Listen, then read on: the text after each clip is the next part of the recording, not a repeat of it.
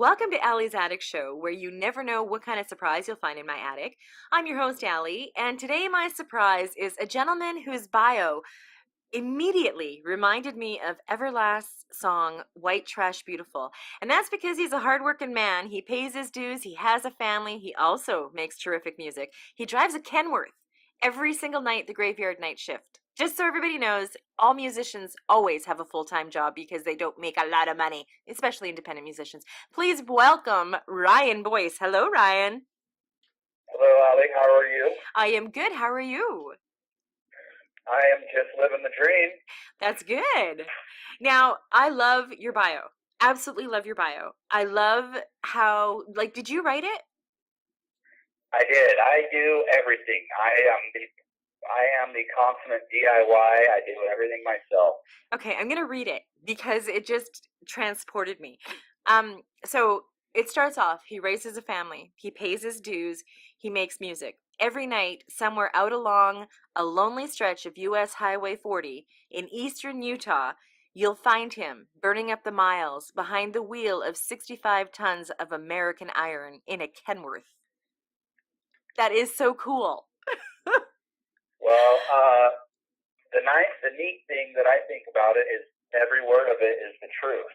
Yeah, and I love that that's what you do because I'm Canadian, but like I said, the gentleman I'm dating is a trucker, and I grew up with a lot of my friends being truck drivers, and not just in Canada, but they also went through to the States. But it's kind of like I can't even put it's like the staple of the industry. You know what I mean? Like of the Well, working industry. well, I can sum it up for you because I get asked a lot of questions about it. I also, believe it or not, on some of my personal pages receive a lot of hate mail and here's why. I am a professional in two of the most ill-favored industries on earth. I'm in oil Uh-huh. and I'm in trucking. And that's fine. And I get it. I understand the stigma. And look, I love this earth as much as anyone else. But I'm also realistic. And here's what I mean by that. You stop and sit down and really think hard about all your creature comforts and everything you enjoy. You go ahead and pull one or both of those industries out of the equation, and I'll give you about 7 days before your world starts to come to a screeching halt. And those are just the facts. Yeah, and they are. I mean, we wouldn't have gas or oil, and we wouldn't have a lot of the food, clothing, furniture. I mean, that's how it gets Well, across the look, world. everything you touch, everything you employ, every moment of your life, asleep or awake, I can take it and I can trace it back to at one point in its existence having traveled on what? A truck. Yep. Now, in conjunction with that, take a look around your home. Your paint, your carpet, anything laminate, plastics, rubber, the soles on your shoes, your toothbrush, your toothpaste, that topical cream you put on that rash, everything is a derivative of petroleum. Mm-hmm. And very true. And it's sad that there is a stigma because you are very, very true. If we didn't have either of those industries, we wouldn't have hardly anything. And I respect the environment as well. And I understand, where a lot of people come from, but they also have to understand, like you said, the realism of life. Now, let's talk about your music because we've talked about what you do, and I love what you do, just so you know. Um, when did you decide, when did you start with music, Ryan? As a little boy, this is strange, but as a little boy, my favorite holiday was 4th of July, and it was not because of fireworks or anything like that. My favorite moment of the day was when the local high school drum line would march by. I was fascinated with drums. And Huh. then my dad turned me on to, drum corps and bagpipes, because I'm Scottish, Scots-Irish. Me too. I'm And Scottish. and I've always been I've been this rhythmically attuned individual my entire life. So early on, I wanted to play the drums. Now, growing up, we didn't, we grew up in Cheapside in a little town that's now a conglomerate suburb of Salt Lake City. But when I grew up, it was a little farm community. So we didn't have, we're the salt of the earth. We didn't have what we didn't need. And I didn't need a drum set, and I didn't need lessons. But eventually I worked hard, I raised money, and I bought a kit. And, by the time we were in high school, we did what a lot of youth do. We formed a angry, angstful band and recorded a couple CDs and played some shows. And, as all things do, that went by the wayside. Into my college years and, so on into my first marriage, I've always loved music. I've been a big concert goer. I've just something about music. I have this belief that music is one of the last great conduits by which we can all communicate that transcends, language barriers or differences in beliefs. I just always loved what music could do, but I've never been able to play music. I've never had lessons. I can't read music. I don't understand theory. I still don't. And I've been all over this country, coast to coast, and music has always been with me through good times and bad times. And, I got a couple of degrees in college, English and history, oddly. So maybe that is indicative of my ability to write, whatever the case may be. But by virtue of the way I grew up and how I grew up, I've always been in, the blue collar, ditch digging, hammer swinging, rock shoveling, you name it, I've done it. Mm-hmm. I spent 20 years in construction, which took me all over from, Oregon to Virginia. And, 2008 came along and it hit a lot of people, and we were no exception. So we kind of just regrouped and reassessed, and I decided, you know what, I know how to drive a truck. What's the one industry that can't die? Transportation. If transportation goes, we're all in the world of hurt. So, yeah. Needless to say, that's why and where I decided to venture into transportation. Here again, music's been with me the whole way. You spend a lot of windshield time behind the wheel of a truck. You learn real quick that you need a companion. And whether it be podcasts or talk shows, for me, it's music. So I'm a huge, online music junkie. So fast forward to early 2009, the stars aligned, and for whatever reason, I wound up in the oil fields of North Dakota, just when the last boom up there was taking place, and that place was fascinating. I mean, people think of North Dakota, they're like, what's there? And it's like not much, It's beautiful in the springtime. It's green and lush and beautiful, and there's just fields as far as the eye can see, grain and barley and wheat fields, but it's beautiful. Mm-hmm. Yeah, it's beautiful in its own right. And I was sitting out there. I like to tell people I was sitting out there in the North Dakota dirt, and such as I do, I was writing in a journal, which is another thing that I brought with me over the years. I do a lot of writing. Mm-hmm. And I was listening to music, and I don't know, a light came on, whatever, intuition. I don't know what it was. But something inside just said, hey, you should try to put some of this to music. And as I did, I was into my second marriage at the time. I talked to my wife. I said, I've been toying with this idea of maybe grabbing a guitar and seeing how good I'd be at writing a song or two.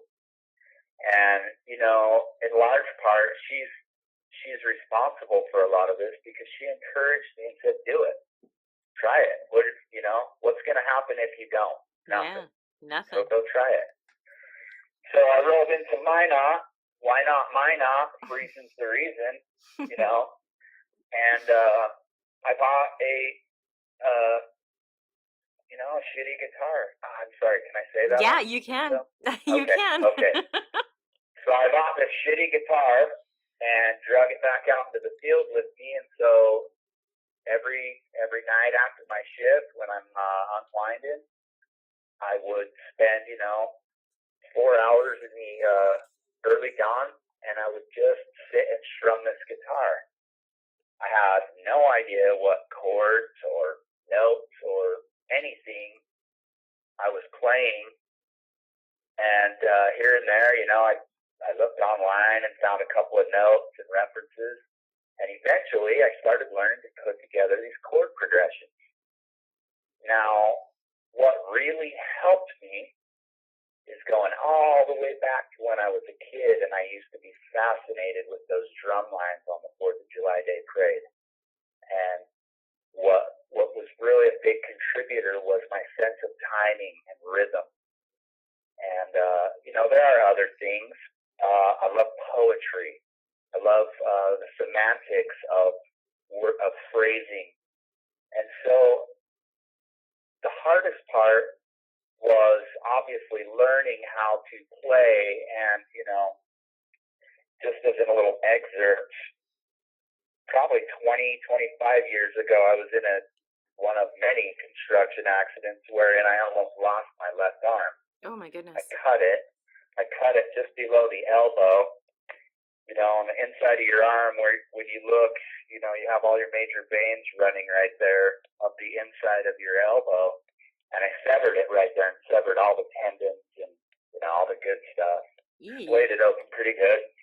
And so I had to have some emergency surgery. But over the years, what it's done is it's really affected my dexterity. Mm-hmm. And so my ability to, be an elitist guitarist, well, that's not going to happen, I use a capo. A lot of purists don't like that. I use the same chord, positioning all up and down the neck of my guitar. I don't care. Look, I'm not a musician. I'm a storyteller. Mm-hmm. I'm a storyteller who has an ear for sounds and rhythms and beats. I'm a storyteller who can put these stories to good enough music, but that is flexible enough and has enough room in it that I can find. I know plenty of musicians who kick ass. Let's talk about that. All that stuff you hear that I put out. Yeah, that's me playing rhythm guitar, but all the badass music and instrumentation you hear, that's people. Those are friends. That's people I know. It's funny because that's where the history side of me comes in, because, the first president of the United States, George Washington, never wanted to be president, but he took on the role and he said, well, I don't know anything about politics, so my objective will be to surround myself with people who do. And I'm the same way about music. Yeah. I know very little about music. Well, I'm surrounded by music. Yeah. So. Talk about Mike Smith, the talented Mr. Smith, and also the Artisan Thieves. Yeah, Mike Smith. Now, I've known Mike since we were both knee-high to grasshoppers preschool, and we weren't close all those years, but we were acquaintances, and I reached out to Mike when I was in North Dakota because I knew he was still local here to where we grew up, and I threw it at him. I said, hey, look, this is what I'm doing. Would you be interested in working on it? And, being the guy he is, he said, yeah, shoot it my way, or, next time you're in town or whatever. And it just clicked. The Artisan Thieves project, it just clicked because Mike was able to take the ideas and translate what he knew, or at least thought I was hearing in my head, and lay it all out and bring some life to it. And he is a man. There's a song called Grace, which is on the Stone for Sand EP, and it's the Artists and Thieves, Stone for Sand. But there's a song called Grace, and his tracking on that particular song, he's just incredible. And he's he's a prodigy. He's got two sons who are, they're just young, junior high age boys, and they're equally as talented. It runs in his DNA. Wow. And I'm blessed to know that guy. I mean, the neat thing is coming full circle. Here I am, right back in Farmington, and he lives 5 minutes away, and so it's so neat to be able to give him a buzz and say, hey, can you help me with this, or can you show me an idea, or can you give me some insight as to a direction? He's like, yeah, you bet, stop by, or shoot it to me, and I'll listen. So yeah, that guy, I can't say enough about the level of his talent. He's incredibly phenomenal. talented. Well, and you guys also had two notable engagements with platinum recording artist Cracker. That must have been a highlight. Now, that was, like I said, music has been with me everywhere. And I lived in Denver for a few years, and I like to tell people I have a family in Denver, a very, very tight-knit circle of people who took me in and took care of me, as it were, in a very, very tumultuous time in my life. No questions asked. And via that circle of friends,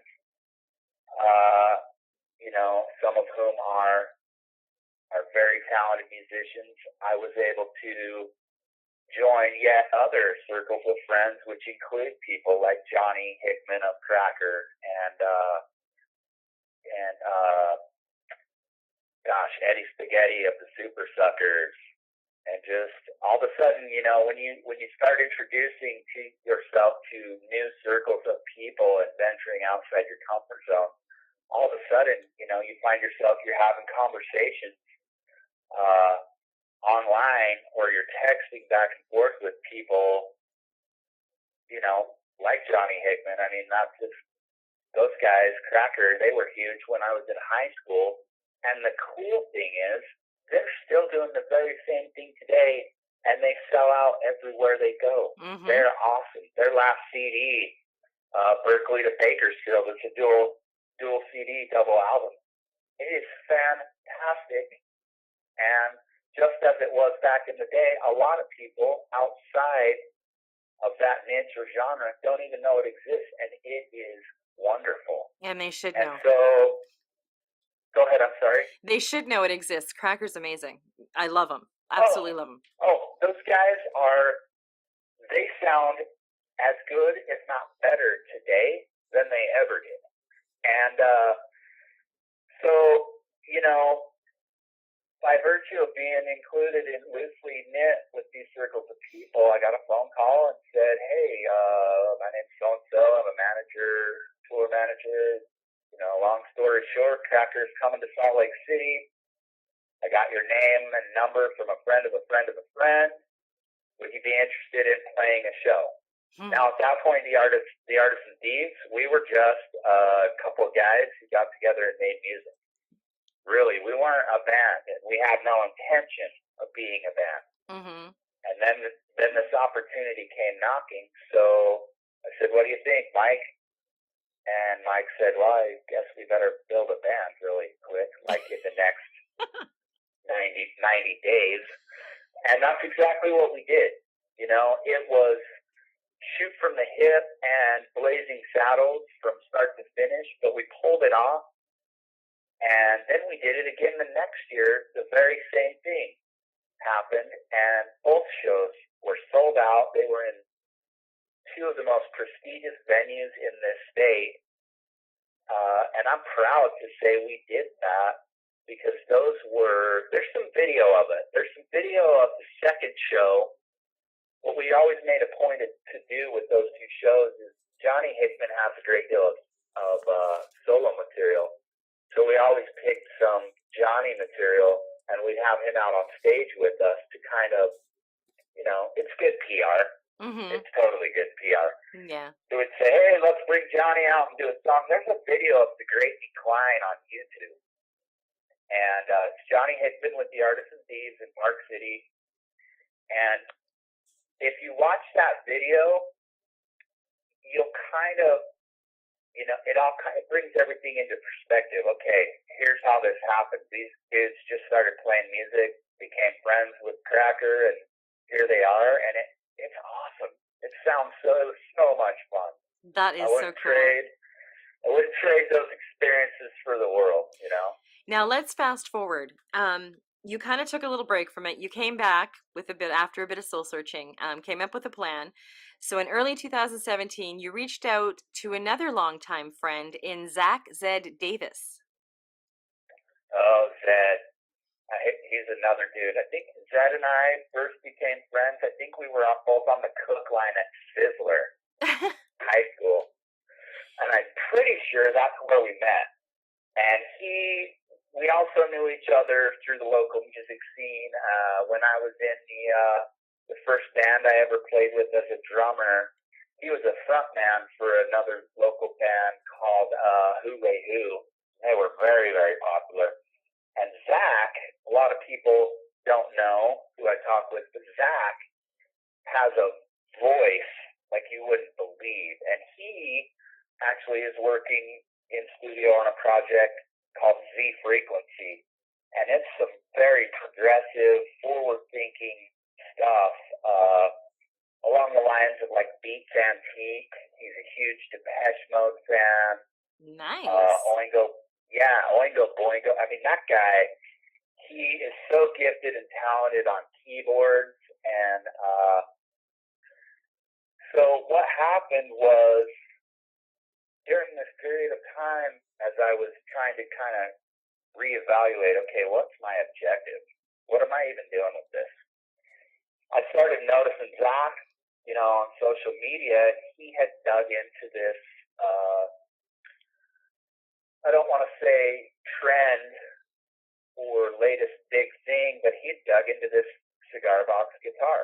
Mm-hmm. And for those who don't know what that is, it's a cigar box built into a guitar, and it's reminiscent of its originations date way back to the Deep South, and it's got some really strong ties in Delta blues and Southern blues, and it just creates it's like a resonator guitar or like a steel slide, but it's and then a little bit of banjo. It's its own. It is its own little monster, and it is. Zach picked it up and perfected it, and I heard this here again. I heard this sound, and I'm trying to think what's my objective? What's my sound? Where am I headed?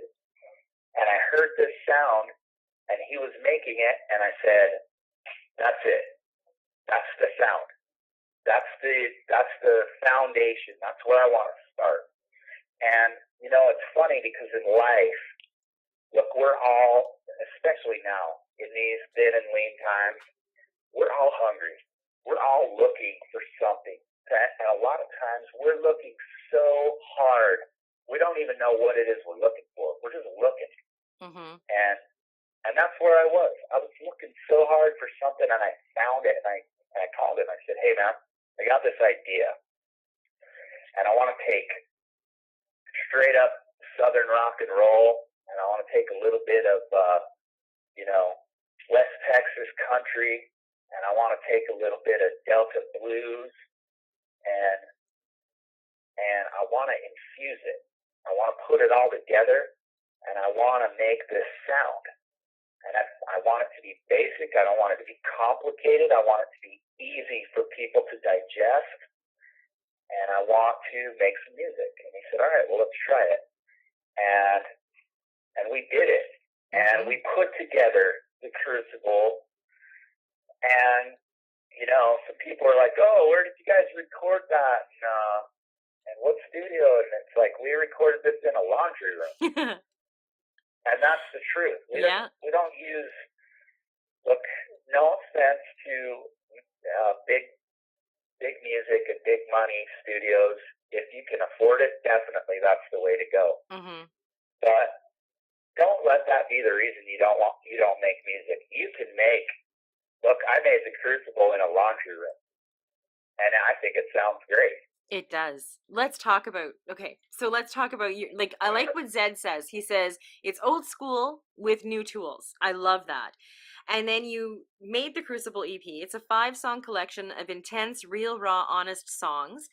And now I'm going to tell you who you remind me of, because every time I hear an artist, for some reason, other artists pop into my head, which I think is the ultimate compliment. And it's funny that you talked about the different types of music sounds you wanted to incorporate, because I can hear Leonard Skinner in your voice. I can hear a little bit of Chris Stapleton, Chris Daughtry, Steve Earle, Sturgill Simpson. I mean, you can hear all of those artists. Wow, those are some big time names, and I appreciate that a lot. Well, it does. I mean, it totally, that's who you, as soon as I heard you, I was like, oh my God. And that is such a testament to all the different types of music you're bringing in and creating your sound with. And it works out amazingly, amazingly well, Ryan. I absolutely love your songs. Now, 2018 holds some big steps into the unknown for you. You're going to be doing a follow-up release. It's been written and it's in the tracking phase, as well as some touring engagements that are in the works. And now that you've been doing this for as long as you've been doing this, and you have such great insight of everything, of life, and maybe that is part of your English and history degrees. I don't know. I think it's just you. But if you had some kind of advice to give a brand new artist that was just starting out, what kind of advice do you think you'd give them? And that's so weird, asking me for advice on, an industry and, an opportunity choice that I'm learning myself. But my advice would be this: look, man, we live in an ever-changing, minute-by-minute cultural climate. I mean, we're bombarded every 15 to 45 seconds with new content, with flashing lights and neon signs, and look at this, and this is the latest cool thing, and you should like this, and it's cool. I love the idea that we have access to that kind of instant information. I don't love that we've become reliant on being told you should like this. Why? Because they said you should. Well, who is they? Okay, who is they, and who told they that they get to make all these decisions regarding how I exist, what I like, what my preferences are?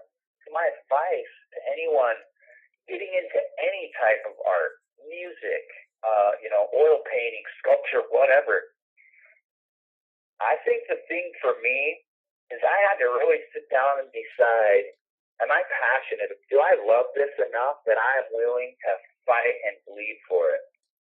And for me, over a period of time, the answer is yes. Initially, maybe not.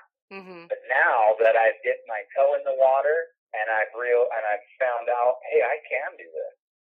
Is it perfect? No.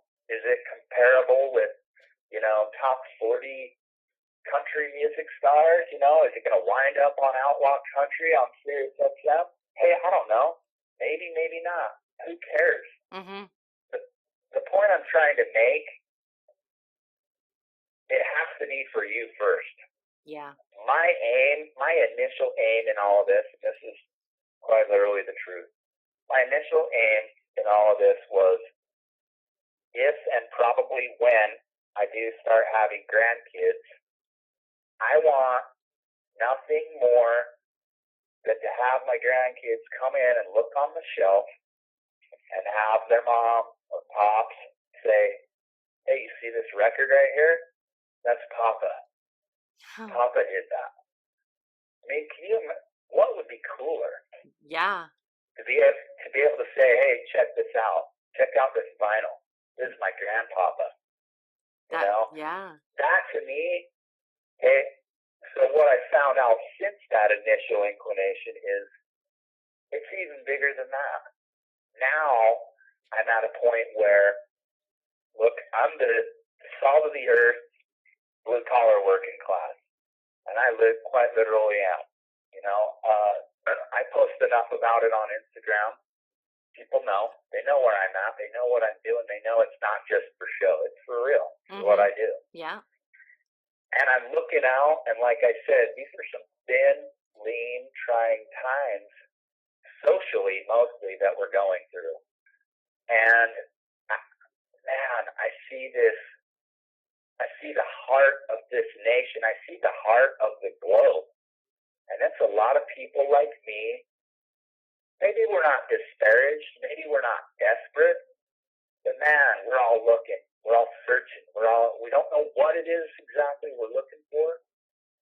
But my point is, I'm trying to make music that reaches out and connects us. I mean, I'm not trying to make something that everybody loves and everybody's going to go out and get. I'm trying to just, look, let's find some common ground.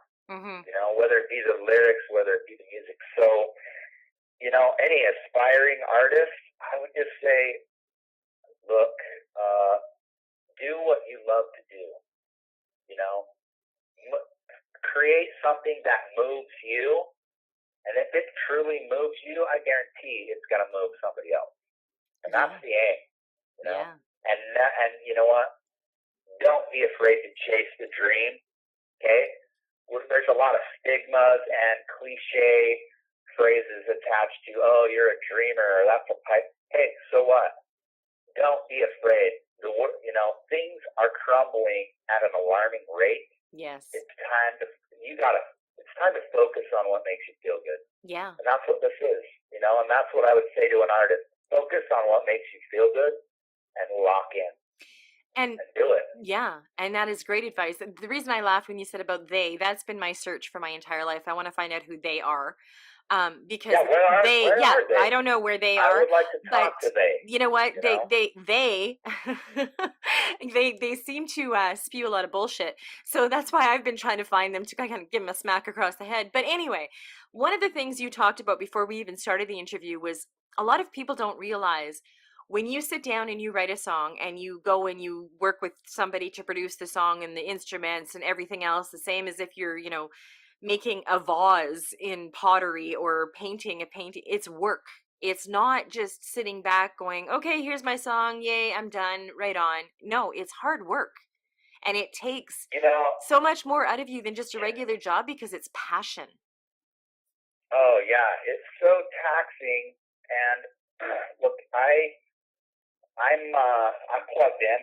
I read articles, I listen to podcasts, I gather information, I observe. I am fully aware of the ongoing war between art and business, and art and work, if you will. So you know, I'm aware of the artist front coming from that standpoint, saying, you know, we're being ripped off and we should be paid for this, and so on and so forth. And to a large extent, I agree with that. Okay. On the flip side, you know, we created our own monster. Okay. The moment we adopted the mentality that we want everything and we want it right now, well, that's the moment we as artists needed to realize, and still do need to realize, if people want it, they're going to get it. Yeah. They're going to find a way. That's always the way. So, you know, the question you ask, people, you know, don't understand how much work it is. It's so taxing, because what I'm doing as an artist with music, I'm telling my story. I'm not just making this stuff up as I go. I can't do that I'm not into fiction. Mm-hmm. You know, I appreciate fiction in small doses, but the way I write and the stories I'm into, I I like truth. You Mm-hmm. know, I want to be. So it's taxing because I'm taking my experiences and I'm parsing them out. What am I willing to share? What am I not willing to share? Uh, and so it's a process, and it is work. And you know, to bring this answer back full circle, uh, in terms of the argument between art and business. Okay, as an artist, you cannot change the general public's perception. Mm-hmm. And how does the general public perceive a movie star or a rock star or a famous author or whatever? They perceive them as somebody who lives in this untouchable world of fantasy, this distant, far off place that, you know, regular Joe like you or I will never, ever experience. And therefore, what those stars are doing isn't really work, because what do you think of when you hear the word work? You think of a time clock, you think of the cubicle, or you think of the construction site, or whatever it is you do. What you don't think of when you hear the word work, you don't think of the word guitar, or stage, or spotlight, or movie screen. You just don't. And that's Mm-hmm. perception. That's a stigma, but that's the perception. And I think the only way to transcend or break that barrier from an artist standpoint is you have to be accessible. You got to let people in.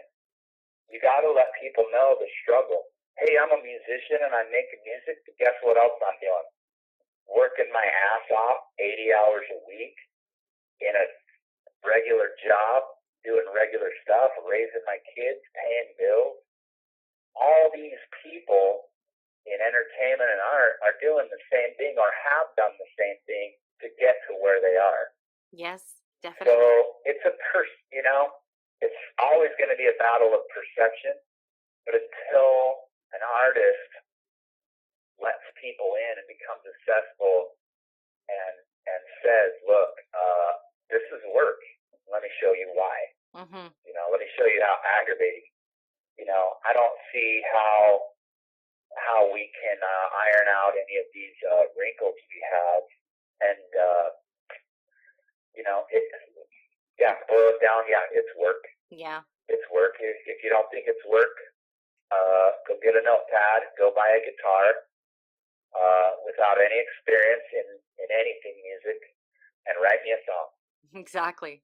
Exactly. I'm glad you addressed that because I know a lot of people, and it is because of exactly what you said, Hollywood stars and big music stars, and they make it look like they have the life of ease, but you don't see behind the curtain because they don't let them. And they should, because then people would start realizing, you know what? Memorizing lines is not easy. Picking up a guitar is not easy. Singing a song is not easy. Writing a song is not easy, and it is work. So I just wanted to address that. Now, we're going to hear two songs from you. You sent me three. Now, I had such a hard time picking just two because I just put two up on my website. The one that I'm not putting up is called The Salt, and I absolutely love the instruments in this song, and it's beautiful. But we're not going to put that one up. Which two songs are we going to put up? I think we're going to start with the Crucible, Mm-hmm. and then we're going to move into Virginia. Perfect. Now, what does the Crucible mean? Okay, the Crucible is, if I'm not mistaken, it dates back to medieval times, maybe even before. It's similar to what you would to maybe the Gauntlet. It's Mm-hmm. kind of the test, the end test, the all defining final chapter. Okay, either you make it or you don't. So I took the word, and I love wordplay, so I took the word crucible and I kind of applied it to a story in this song. And the song kind of paints a picture of, okay, I have a 21-year-old son And as all 21-year-old boys do, he struggles. Mm-hmm. He's figuring out who he is. What does being a man mean? Well, you tell me. It's different for everyone. He's going through life. Right now he's building the foundation of who he is, Mm-hmm. and it's not just him.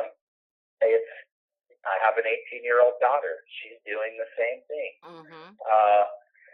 So the Crucible, in terms of this life, or in terms of the song and as it applies, is life. Life is the crucible. It's the gauntlet. It's the test. And so the Crucible is really, if you boil it all down, it's nothing more than a conversation. Me to my son explaining, look, it's the age-old adage.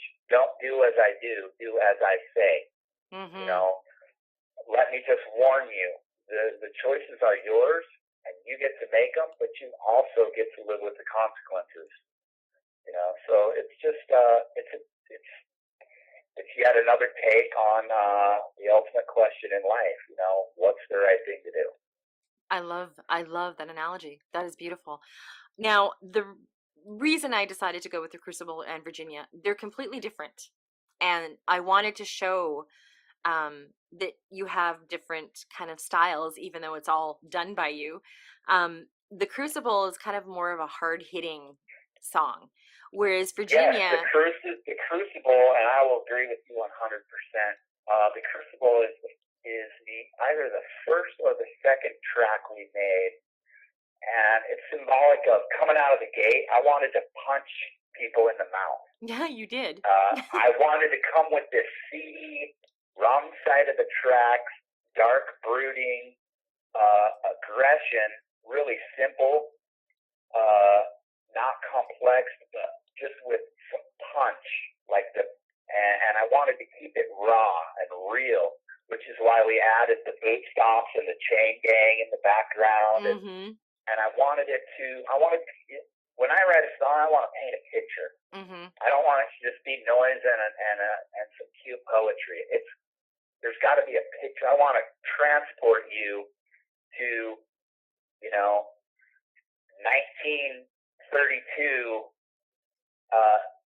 Dyess, Arkansas, where Johnny Cash was born. That's where I want to take you with the song. So the Crucible, yes, it's dark, and so is Lover. This Is Goodbye. They're both darks. They're seedy and brooding.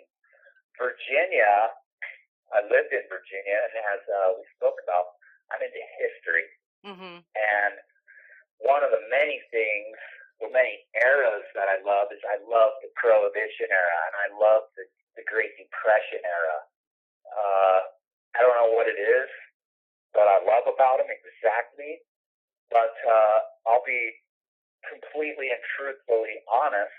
I was sitting on the couch watching the movie Lala with my wife, and with Shia LaBeouf and Tom Hardy, and I was watching this movie, and I'm like, I could write a song about this. Virginia hadn't even been written on this EP. I was in the middle of tracking, and Virginia hadn't even been written. I think it's like a Wednesday night, and I watched this movie, and I'm like, I could write a song about this movie. But I don't want it to be a song about, being a criminal or hard-hitting or brooding. I want it to be a song about the celebration of the good times. Mm-hmm. And so Virginia kind of depicts we all know what was bad about that era and the Prohibition days and the moonshiners and bootleggers, but what was good? Mm-hmm. What was good about it? Yeah. What made you feel good? And so Virginia is the culmination, and I wanted it to be lighthearted and come with a little spirit. And here again, I wanted it to be basic and simple and accessible, and I wanted people to be able to digest it. So, we kept it simple. Well, it's if a you great notice song. in all my music, we try to stay away from full band produced drum kits. I try to keep things to like boot stomps and hand clapping and tambourines and shakers. The rudimentary instruments that really that make up beats and rhythm. So yeah, that's where these two songs came from, and they both are in their own right are just they're both a ton of fun. And they are, and I love both of them. Now you can purchase your music online as well as your website, which is soundwithasoul.com. That's going to be up on my website. People can just click on it, go over to your website, find out all kinds of stuff about you, and listen to all kinds of your music. Ryan, this has been very, very in depth, and I love the way you tell everything that you say. And I appreciate so much that you came on my show and you shared so much of your personality and so much about, working as, like you say, blue collar as well as doing music, and that also being a job and people not realizing that. And thank God you decided to share your music with the world, because I am in love with it, and so is everybody else that listens to it, and so is everybody else. They're going to fall in love with it if they haven't heard it. Trust me. Um, Now, thank you so much for taking time out of your day. I know that you have only had 4 hours sleep because you were driving truck last night.